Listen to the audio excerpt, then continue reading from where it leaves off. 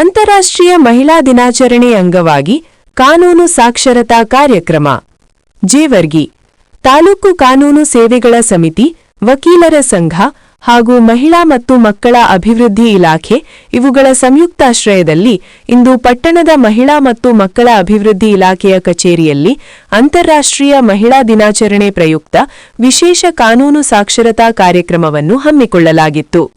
ಉದ್ಘಾಟನೆ ಗೌರವಾನ್ವಿತ ಶ್ರೀಮತಿ ತಯ್ಯಬಾ ಸುಲ್ತಾನ, ಹಿರಿಯ ಶ್ರೇಣಿ ಸಿವಿಲ್ ನ್ಯಾಯಾಧೀಶರು ಹಾಗೂ ಅಧ್ಯಕ್ಷರು, ತಾಲೂಕು ಕಾನೂನು ಸೇವಾ ಸಮಿತಿ ಜೇವರ್ಗಿ ಇವರು ಕಾರ್ಯಕ್ರಮವನ್ನು ಉದ್ಘಾಟಿಸಿದರು. ಅಧ್ಯಕ್ಷತೆ ಶಿಶು ಅಭಿವೃದ್ಧಿ ಯೋಜನಾಧಿಕಾರಿಗಳಾದ ಭೀಮ್ರಾವ್ ಹೊಸಮನಿ ಅವರು ಕಾರ್ಯಕ್ರಮದ ಅಧ್ಯಕ್ಷತೆ ವಹಿಸಿದ್ದರು.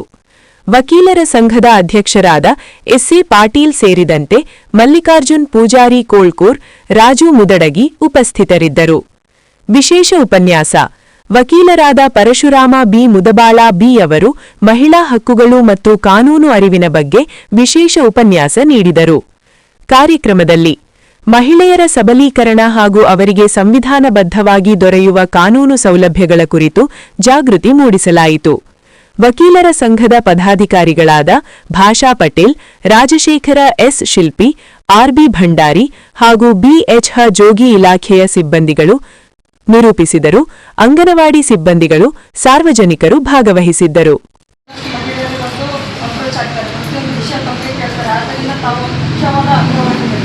ಆದ್ದರಿಂದ ಪ್ರತಿಯೊಬ್ಬ ಮಹಿಳೆಯರಿಗೂ ಸಹ ಅವರಿಗಿರುವಂಥ ಹಕ್ಕುಗಳು ಮತ್ತು ಯಾರ್ಯಾರಿಗೆ ಏನೇನು ಅನ್ಯಾಯ ಆಗ್ತಾ ಇದೆ ಅವರಿಗೊಂದು ಕಾನೂನಿನಲ್ಲಿ ಸಮಾನವಾದ ಅವಕಾಶವೂ ಇದೆ. ಅದೇ ರೀತಿ ನಮ್ಮ ನ್ಯಾಯಾಲಯದಲ್ಲಿ ತಾಲೂಕು ಕಾನೂನು ಸೇವಾ ಸಮಿತಿ ಅಂತಿದೆ, ಅದರಲ್ಲಿ ವಿವಿಧ ವಕೀಲರು ಸಹ ಇದ್ದಾರೆ. ಅವರಿಗೆ ತಾವು ಬಂದಂಥ ಮಹಿಳೆಯರಿಗೆ ತಾವು ಸಲಹೆ ನೀಡಿ ಅವರಿಗೆ ಆದಂಥ ಅನ್ಯಾಯಗಳ ಬಗ್ಗೆ ಬೇಕಾದಂಥವೆಲ್ಲ ಅವರಿಗೆ ಕಲಿಸಿ ಒಂದು ಉಚಿತವಾದ ಸಲಹೆಯನ್ನು ಪಡೆಯಬಹುದಾಗಿದೆ.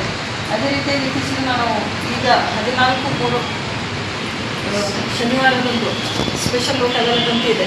ಈಗ ಬಹಳಷ್ಟು ಜನರಿಗೆ ಗೊತ್ತಿರಲ್ಲ, ಮಕ್ಕಳಿಗೆ ಒಂದು ಜನನ ಪ್ರಮಾಣ ಪತ್ರ ಪಡೆಯೋದಾಗಲಿ ಮತ್ತು ಯಾರಾದರೂ ಮೃತಪಟ್ಟಿದ್ದರೆ ಅವರ ಮರಣ ಪ್ರಮಾಣ ಪತ್ರ ಪಡೆಯೋದಾಗಲಿ ತಾವೆಲ್ಲರಿಗೂ ಒಂದೇ ವಿನಂತಿ ಅಂದರೆ ನಮ್ಮ ವಕೀಲರಿದ್ದಾರೆ, ಬಹಳಷ್ಟು ನುರಿತ ವಕೀಲರಿದ್ದಾರೆ, ಅದರಲ್ಲಿ ಬಹಳಷ್ಟು ಜನ ಎಕ್ಸ್ಪರ್ಟ್ ಇದ್ದಾರೆ.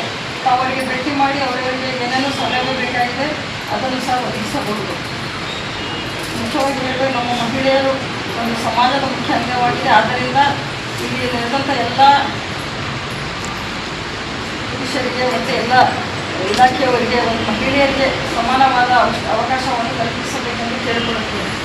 ಒಬ್ಬ ಮಹಿಳೆಯರು ತಮ್ಮ ಒಂದು ಜೀವನದಲ್ಲಿ ಒಂದು ಮಹತ್ವವಾದ ಪಾತ್ರ ವಹಿಸುತ್ತಾರೆ.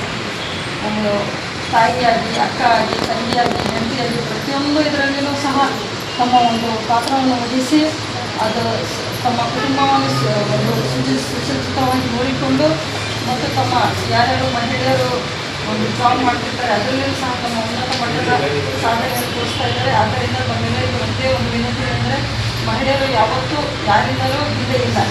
ತಾವೆಲ್ಲರೂ ಒಂದು ಧೈರ್ಯದಿಂದ ಕೆಲಸ ಮಾಡಬೇಕು. ತಮ್ಮಲ್ಲಿ ಬಂದವರಿಗೆಲ್ಲ ಒಂದು ಸಹಕಾರ ಏನಿದೆ ಕಾನೂನಿನ ಬಗ್ಗೆ ಸಲಹೆಯನ್ನು ನೀಡಬಹುದು. ಅದಲ್ಲದೆ ಇತ್ತೀಚೆಗೆ ಬಹಳಷ್ಟು ರಂಗಗಳಲ್ಲಿ ಮಹಿಳೆಯರಿಗೆ ಒಂದು ಏನೋ ಟಾರ್ಚರ್ ಕೂಡ ಕೊಟ್ಟಿರ್ತಾರೆ.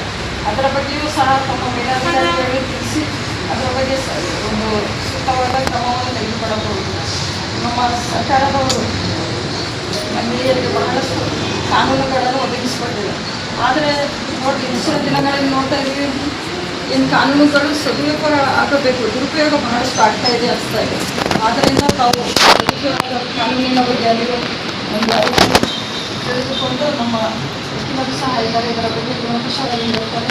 ಅದೇ ರೀತಿ ಉಪನ್ಯಾಸಕರು ಸಹ ನಮ್ಮ ಮಹಿಳೆಯರಿಗೆ ಏನೇನು ಕಾನೂನುಗಳಿದೆ, ಹಕ್ಕುಗಳಿದೆ ಅಂಥೇಳಿ ಗುಣಪುಷವಾಗಿ ಹೇಳ್ತಾರೆ. ಅದಲ್ಲದೆ ನಮ್ಮ ಸಂವಿಧಾನದಲ್ಲಿಯೂ ಸಹ ಬಾಬಾ ಸಾಹೇಬ್ ಅಂಬೇಡ್ಕರ್ ಅವರು ಸಹ ನಮಗೆ ಬಹಳಷ್ಟು ಮಹಿಳೆಯರಿಗೆ ಸಮಾನವಾದ ಹಕ್ಕನ್ನು ನೀಡಿದ್ದಾರೆ.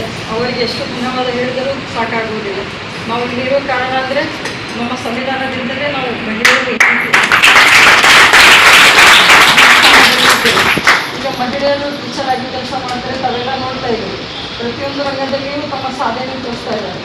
ತಾವು ತಮ್ಮ ಹೆಣ್ಣು ಮಕ್ಕಳಿಗೆ ಆದಷ್ಟು ಹೆಚ್ಚಿನ ಶಿಕ್ಷಣವನ್ನು ಕೊಡಿಸಿ ಮತ್ತು ಒಂದು ಉನ್ನತ ಮಟ್ಟದಲ್ಲಿ ಒಂದು ವಿದ್ಯಾಭ್ಯಾಸ ಕೊಡಿಸಿ ಅವರು ಸಹ ಒಂದು ವಕೀಲರಾಗ್ಬೋದು, ಟೀಚರ್ ಆಗ್ಬೋದು, ಡಾಕ್ಟರ್ ಆಗ್ಬೋದು, ನ್ಯಾಯಾಧೀಶರಾಗ್ಬೋದು ಅಂತ ತಮ್ಮ ಎಲ್ಲರಿಗೂ ಇನ್ನೊಮ್ಮೆ ಅಂತಾರಾಷ್ಟ್ರೀಯ ಮಹಿಳಾ ದಿನಾಚರಣೆ ಶುಭಾಶಯವನ್ನು ಕೋರುತ್ತೇನೆ. ಜೈ ಹಿಂದ್.